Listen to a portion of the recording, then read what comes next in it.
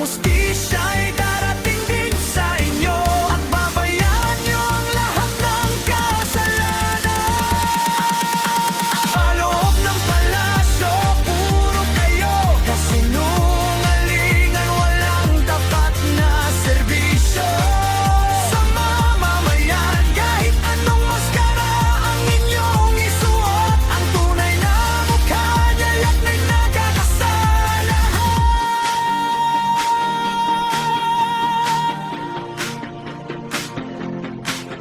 Umalis na kayo, tama na.